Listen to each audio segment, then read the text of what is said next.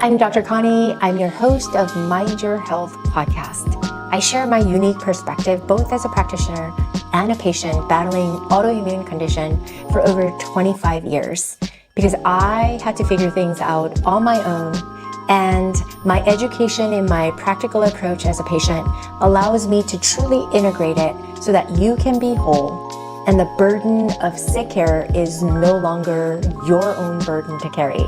And this is what we help you with in this podcast.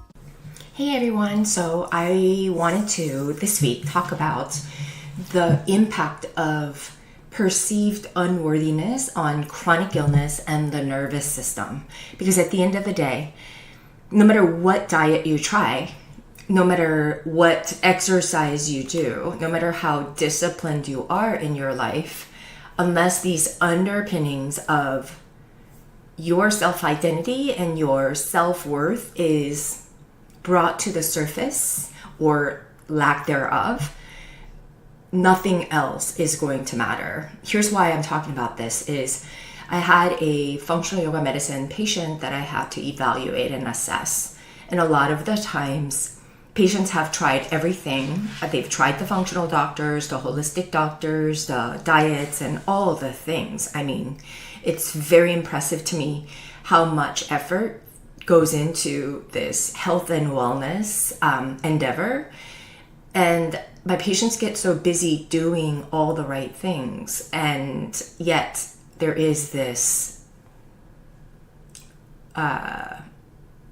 underpinning of the cause that's still not addressed. And that's why I believe I keep going back to the work that I do is to understand and really holistically pull together and integrate all aspects of self so that healing can begin.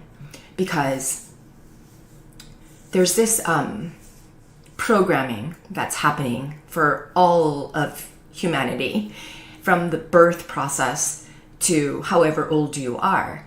And I'm seeing that across all autoimmune or chronic illness patients, there's this programming of unworthiness that we all possess. And I've had to experience this myself too and didn't understand because I believe I'm very assertive, I'm very well spoken, and I like to express myself. And I didn't realize that beneath all of that facade or the persona that I portray, that there was this insecurity and unworthiness that was sort of streaming below my self-awareness. And so that's what I want to talk about today, because programming of unworthiness is really refers to the deep-seated belief that one is not worthy of deserving of love, success, or happiness. And these beliefs can be inadvertently instilled during childhood through interactions with caregivers, peers, and significant life events. And negative messages about self-worth can become internalized, forming a core part of a human or person's self-identity and influencing their thoughts, emotions, and behaviors. And let's talk about how these beliefs about self-identity are formed, because oftentimes they are formed without even being aware. And it's during these early childhood experiences, because children are highly impressionable and absorb messages from the environment. Critical, neglectful behavior from parents, teachers, or peers, and anything can lead to feelings of inadequacy and worthiness or unworthiness in children. And repeated negative reinforcement can shape a child's self-concept, making them believe they are inherently flawed or unworthy. And when looking at cognitive development of their critical thoughts or critical part of their brain, children cannot critically evaluate and challenge negative messages during early developmental stages. They believe it as something to believe, right? They're facts in their minds, and they tend to accept those messages as truths about themselves, which can persist into adulthood. And that's why in social or in psychology context and therapeutic environment, they talk about this inner child a lot, right? Because you have to sort of understand that inner child programming. And then there's this social comparison. Children often are compared, or they compare themselves to others, especially with the social media, and may feel inferior if they perceive themselves lacking. And then these unfavorable comparisons can reinforce feelings of unworthiness and inadequacy in children. And the nervous system and chronic illness, they are affected by these thoughts. And nervous system, it involves the central nervous system as well as the peripheral nervous system, which play a crucial role in regulating bodily functions. And chronic stress and negative emotions over time can lead to dysregulation of the nervous system, contributing to the development and persistence of chronic illness. And I can totally relate to this because this is or was the mechanism in action, and I've had to work really hard through my challenging health crisis to sort of overcome this. And I realized that this was my biggest block that I had to release in order for me to be where I'm at, to push through all the challenges. So how does unworthiness affect the nervous system? Well, it's through what's called chronic stress activation. We have sympathetic nervous system, which is part of the autonomic nervous system. It's all about this fight or flight. It's the persistent feelings of unworthiness, which can activate the sympathetic nervous system, leading to chronic stress. And this fight or flight response increases cortisol and adrenaline levels, which can harm the body over time. And then there's this HPA axis dysregulation, which is also known as hypothalamic pituitary adrenal axis, which is involved in stress response. And chronic activation can lead to hormonal imbalances, affect immune function, and increase susceptibility to illness.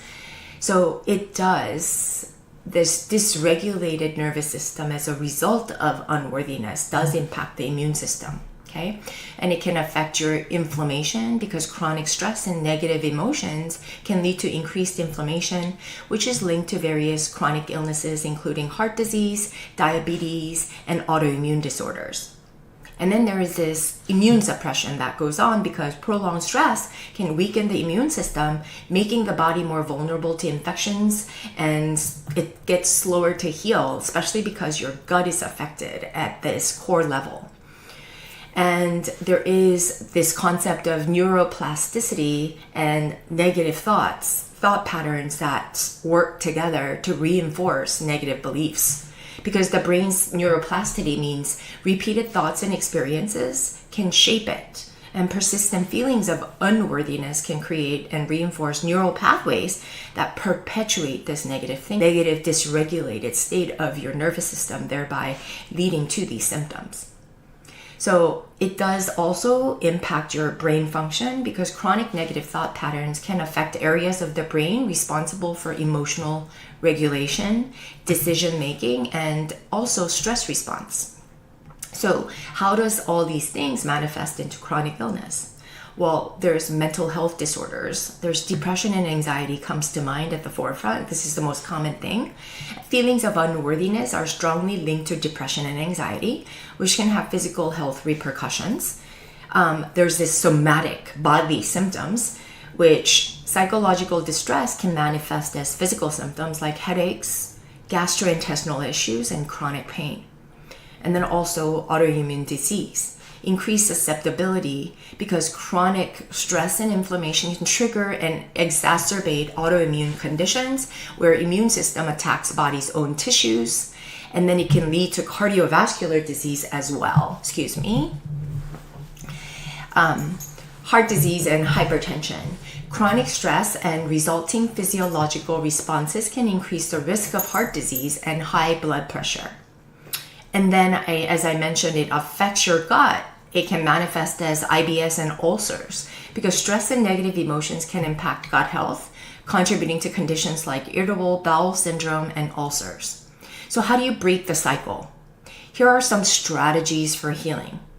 And the most important thing is, it's so off the wall as a functional medicine practitioner, but really it's about cultivating self-confidence because Confidence is not something we're born with. It's something we cultivate by taking micro actions consistently over time that boosts your self-confidence. It's through these actions, but it has to start with awareness. So you have to understand that you have to start to reframe your negative thoughts and start to bring awareness to them so that you can you can identify and challenge negative beliefs about yourself and replace them with more positive, realistic ones. And then you need to build your self-esteem, because by utilizing techniques to enhance your self-worth and self-compassion, which can mitigate the effect of negative programming. And building self-esteem is, easier said than done. It's something that you have to do in what you do and prove to yourself over and over again. It doesn't matter what other people tell you, it's belief. And then there's this mindfulness and stress reduction, because that mindfulness through awareness, you get land here where you start to be able to incorporate intentional mindfulness practices. Techniques like meditation, yoga, and deep breathing can reduce stress and promote relaxation, helping you to regulate your nervous system. And it's said a lot, stress management. How do you manage your stress? Well, you have to learn and have openness to learn and manage your stress effectively. But you have to understand you do carry some stress, because most of my patients say, I don't have any stress. But their stress levels are so high that became their norm. And to recognize it for what it is the beginning place, because if you don't know, you can't change it. And once you recognize it, you then learn to manage stress effectively and get into your body and understand the physiological impact, and you start to get tuned into your body more and realize the impact of chronic stress, and you start to improve your overall health just simply by being aware of them. And then you want to work on creating some supportive relationships. You want to work towards a solution, because a lot of the times we get stuck in these building blocks, and if you're so stuck in this stressful situation, you don't think you'll ever meet any supportive networks. You think everything is negative, nobody helps you, nobody, is going to hold you accountable and support you. And when you start to feel that way, you start to gather evidence for why that's true, and that becomes a reinforcement. So it's important to really commit to building a supportive network, because it is possible. And positive social interactions and relationships actually can reinforce feelings of worthiness and provide emotional support. And that's why I have a functional yoga medicine center where people come and gather together to practice somatically, moving through motions like yoga poses through breath, connected through the breath. And we always reinforce this regulation of nervous system, because we need to come to this neutralized emotional and nervous system state in order for our bodies to heal. And then there's the therapeutic interventions where you might seek professional therapy, which I've heard so many positive comments. All of my yoga teacher training, or most of them, come to me and they go through yoga teacher training, and they all have experienced or are going through some sort of self-exploration and therapy. And how do you break this cycle of self-sabotage? Because those are all things that you're doing unknowingly to really sabotage your efforts. And how you break that is through, like I said, awareness. Recognize your patterns of self-sabotage and underlying beliefs driving them. Just being aware of them will tune you into, I gotta do things differently. And then the mindfulness practice. And again, when people used to say, be mindful, well, it all sounds good, but how? Was always the question in my mind for an individual like me, highly strung and highly independent and highly all-knowing, or so I thought. So engaging in mindfulness meditation, just simply sitting with my thoughts and being comfortable with it without judgment, is a cultivated skill, you guys. It's not something you get good at. And oftentimes when you go through meditation, you're not going to feel like you achieved anything. But that's the whole point of it, is to sit and be able to sit in this quietness. And then whatever comes up for you, whatever triggers you, you start to journal, write down your thoughts without filter and your feelings, and identify patterns of negative self-talk and self-sabotage. And then you get to slowly have this self-acceptance. You stop resisting whatever is, and you start to accept yourself as one of humanity, and you start to have more grace and more compassion towards yourself. And as you build that, you start to recognize it in others, and you start to have this loving and kindness within, no matter how ugly things get out there. And you start to acknowledge your strengths and weaknesses without judgment, and start to leverage those strengths and weaknesses in your favor. You can use affirmations, use positive affirmations to reinforce self-acceptance. For example, I am worthy of love and respect.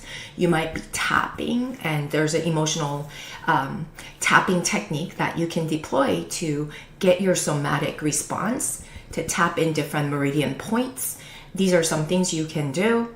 And then daily reflections. Reflect on your strengths and achievements and acknowledge your inherent worthiness.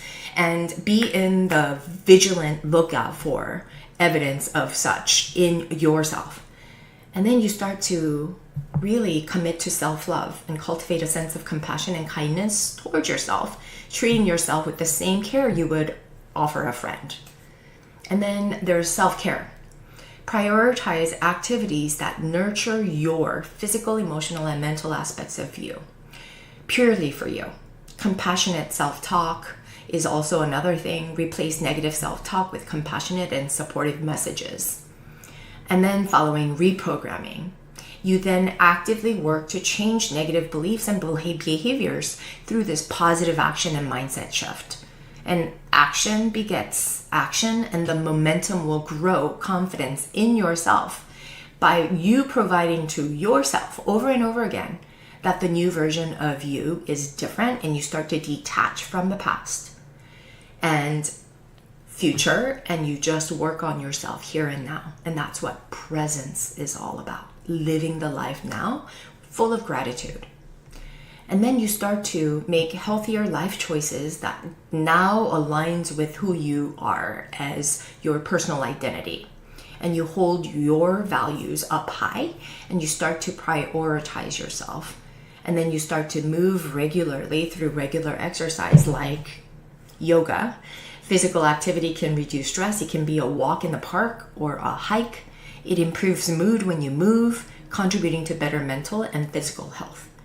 And then you start to only put in what's good for you, balanced diet, because the choices we make in the foods we eat are heavily determined by the feelings we feel. So positive mindset will give you a lot more awareness to put in the good foods and understand and dissect what foods assimilate and absorb really well without symptoms. You start to notice these things. So remember, the programming of unworthiness can have profound effects on an individual's nervous system. And that's why I emphasize it so much through the work. Because if you can learn to regulate your own nervous system through the practice of yoga and mindfulness and awareness, it can really, really prevent chronic illness. And by understanding how these beliefs are formed and their impact on the body, we can develop strategies to counteract their harmful effects, empowering you to be more mindful and create supportive relationships that break the cycle. And I just want to say, for those of you who are going through very hard, difficult times where you can't really see the light at the end of the tunnel, and I certainly have been there, I want you to understand that sometimes a breakdown can be used as a breakthrough. Because I see that when we have a breakdown moment of catastrophic events one after the other, and you feel like you're drowning in this sea of like impossibilities, I just want you to know that those are times where you can just accept what is. That's the first part. And then get to a point where you stop resisting. And that takes some time. And so you have to have some grace over that. Once you accept what is, for example, for me, it was this kidney failure. Like, I didn't want to accept it. And so I fought it, and I didn't like it. And so I was just creating a lot of misery for myself. But once I understood what it is and what the dire situation it is, and I got over it, and then I thought about solutions. There's many things that I can do to help myself. It's not the optimal solution, but I'm always weighing myself against who I was and what it could be, what I had. but that wasn't serving me. And it was the hardest shift I had to make, to let go of what was, what I think ought to be, and then to deal with what is and creating something new with what I have. And being grateful for that is the ultimate gift, if you will, because you're going to come out of it so much stronger and so much wiser. And sometimes emotional crisis, a breakdown, often involves reaching a point of emotional or psychological crisis where old ways of thinking and behavior are no longer sustainable. And then it really forces you as a catalyst for change, because the crisis can catalyze deep personal transformation, prompting a reassessment of beliefs and values. That's really the work I had to do. And then you have to embrace the breakthrough, because it's an opportunity for growth. Like I always say, yoga stands for your opportunity for growth and awareness, right? And really, I used yoga and I used it, or this crisis, as a breakdown, and then really understood that I can create opportunity for a breakthrough where you can rebuild your self-concept and self-worth. And everything I did, the micro actions that I took during that time, even the mourning process, I am really proud of, because I had to work on it to get out of it. Because I had to choose, am I going to always put this victim card, or am I going to be a warrior and fight for my life until the end, whatever that looks like, without knowing the ultimate end. Because this period of vulnerability can help you to clarify what truly matters and drive you to pursue a more authentic and fulfilling life. And it helps you to reprogram by doing these things, cultivate confidence through self-improvement, coaching, and yoga. And you're no longer tied to the past, and you really have this immense empowered power to look forward without knowing the outcome, but you know how you're going to show up for your life every single day, no matter what. And it leads to overall self-improvement, self-reflection, and self-awareness and self-evolution, because it forces you to continuously learn. And I recommend engaging in activities that build new skills and knowledge, boosting your confidence and sense of accomplishment, how little and small they may be. Start to help yourself. And then you start to set goals that align with you, and you start to set realistic and meaningful goals that reflect your values and passions. And then on top of that, you can get guided coaching. I believe coaching is much better than therapy, because coaching allows you to look at the solution, not delve the past of why. You can get beyond it a lot better, in my experience. And it provided me with the guidance and support. Worked with a business coach, a personal coach or life coach, as well as a spiritual coach, to identify and overcome barriers to self-worth, develop strategies for personal growth, and stay accountable. And then it's important to constantly have this feedback and reflection, and use the feedback constructively to learn and grow. Don't take it personally, but viewing setbacks as opportunities for improvement, because then you always think about, okay, what's the solution out of this? Always looking for that solution, no matter how bad the circumstances get. And then yoga really provided me with that mind-body connection. The practice of yoga to enhance the connection between your mind and body. It gives you a sense of inner peace and self-awareness. It also helps to reduce stress, because yoga and meditation go hand in hand, and it's the ultimate path to unionizing your body and mind. And so it helps to promote relaxation, creating a more balanced and centralized state of being or well-being.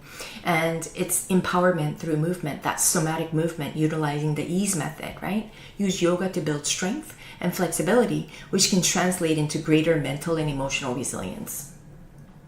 So these are some practical skills that you need to go ahead and learn, not so much read about or learn about. Learning is one thing, but I think applying it in your life is so much more important. So that's what I want you to focus on. And I think the first step, really, why I love yoga so much, is that it forces you to sort of push your limits a little bit. And every time you hit a challenge, a physical challenge, you have to then negotiate in your mind how you're going to show up for that challenge. And then pose by pose, as you master your body and mind, through breath, you can then be at ease, knowing that you have these healthy coping skills, and you're able to in moments notice builds self-confidence and self-efficacy, and you start to develop this positive self-image over time. It happens underneath the surface, because really psychological benefits of facing challenge, in my opinion, is the neuroplasticity that they talk about. Your brain starts to adapt to engaging in new and challenging activities, which stimulates neuroplasticity. You're building new pathways, enhancing cognitive function and adaptability. And then you start to grow this growth mindset, developing a mindset that embodies challenges, fosters continuous learning and improvement instead of like playing the victim card, like I said. And you learn the most important thing is emotional regulation. You start to handle emotions better. I study human design. Those of you who are familiar with it, I'm a emotional manifesting generator, and so I learned that I'm a very emotional being. I have a lot of fluctuations in my emotions, and really learning about them and then the triggering events and underpinnings of my emotions really helps me to make healthy decisions and set healthy boundaries and avoid triggers, or learn through the triggers to better cope with my reactiveness. Because facing discomfort teaches you to effectively manage emotions like fear, anxiety, and frustration. And you start to build emotional resilience, which is building tolerance to discomfort, which strengthens your ability to bounce back from setbacks. And then you start to have this motivation and drive. We have this intrinsic motivation. Overcoming challenges often leads to inherent rewards like accomplishment and personal fulfillment. And that happens, like I said, micro steps, micro actions over time, consistently. And then you start to set goals and you start to achieve, and you're like, you start to build this empowered psychology mindset, growth mindset, okay? And there's really, really ways to push through personal boundaries, and that's pushing through your belief system, but you do it by little actions every single day. Remember, set realistic challenges. You have to take incremental steps. Start with small, manageable challenges, gradually increase in difficulty. So you might set, I might just work on drinking 5 cups of water, or set like a 32-ounce water bottle. If you don't drink water or you don't think about it, just that's your reminder. Something small like that, and then make that a win and celebrate that small win, and then do something every single day, something like that. Maybe it's walking for 5 minutes or sitting in meditation for 1 minute if you haven't meditated, right? If you think there's a mental block towards something, you want to kind of break the steps down. And then, like I said, you want to be looking for some supportive environment always. I noticed that through yoga, the physical challenges, like participating in something new. It may be a new sport, like picking up pickleball or even playing tennis or some fitness class that you're not doing or weightlifting. Something to challenge your physical body really enhances this mental and emotional capability, because not only does it enhance physical fitness, but it really builds mental toughness and resilience as well. And so these are things that you can do little by little, because growth is essential in life. It improves social skills, confidence, and building relationships. And those things are really, really important. Cohesiveness, integration of all things is really key to you going forward and building lasting health that you can count on for yourself without relying on anybody else. And ultimately, proving to yourself that you can handle discomfort and push through your boundaries is a powerful way to build self-worth, resilience, and confidence. And you can continuously grow and achieve your goals by setting realistic challenges, embracing discomfort, seeking support, and reflecting on your experiences. And this process enhances your personal and professional life and empowers you to face future challenges with a greater ease and determination. And that, my friends, is what leads to health and wellness and your ability to handle life stressors in the most graceful way. I hope you enjoyed it. Leave me comments and follow and subscribe. I'll see you guys all next week. Thank you for listening to the Mind Your Health podcast. If you enjoyed the episode, we would so much love it and appreciate it if you share it with someone who could benefit as well as to subscribe to this podcast on Apple Podcasts, Spotify, or anywhere else where podcasts are found. And leave us a review. We would be so grateful, and it helps us to reach more people just like you, so you can become more empowered to enjoy longevity and health. You can follow me on TikTok Instagram, and YouTube at Dr. Connie Chung. And of course, you can subscribe to this podcast for a new episode every single week.